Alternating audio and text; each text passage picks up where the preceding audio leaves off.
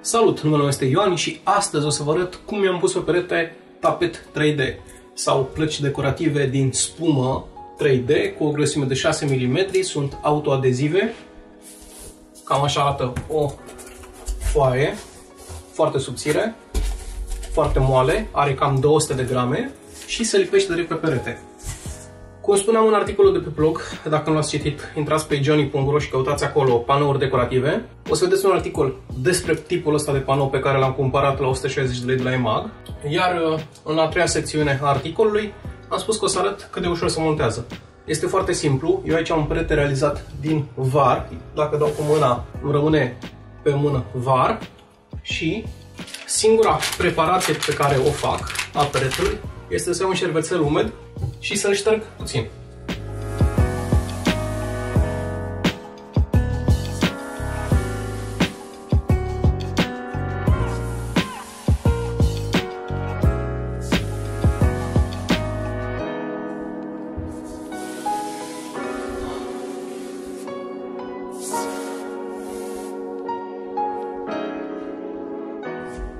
Așa, o să vin mai aproape.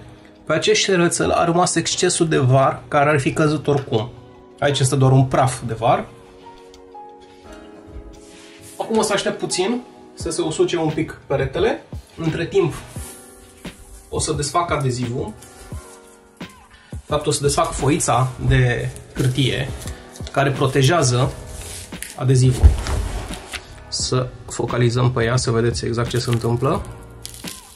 Vedeți? Acolo este adeziv. Și îl voi desface așa pe tot.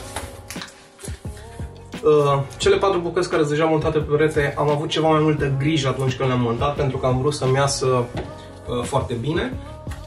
Însă acum, ducându-mă spre spate, o să încerc să-l pun într-o singură bucată pe tot.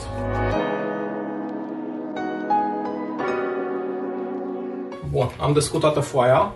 Cum spuneam, se lipește foarte, foarte bine. Și voi face alinierea aici, sus și jos.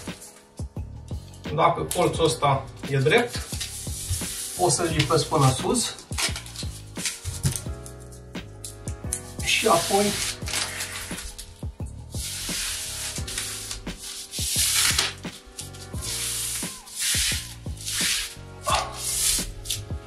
și asta a fost totul. E atât de simplu. Curățați un pic peretele dacă e din var, îl ștergeți de praf. Dacă e din lemn, e și mai bine. Îl curățați, îl ștergeți, aștept să usuce, dezlipești folia, l-ai lipit și asta e tot. Recomand după ce l-ai lipit totuși să vii și să presezi pe toată fața lui ca să te asiguri că nu are bule de aer înăuntru. Să fii sigur că are o aderență foarte, foarte bună, în special pe un perete realizat din var. Asta a fost tot. Vă aștept pe blog. Vă puteți uita și la restul materialelor de pe canal. Puteți da un like, un subscribe, un share, ce vreți voi. Ciao!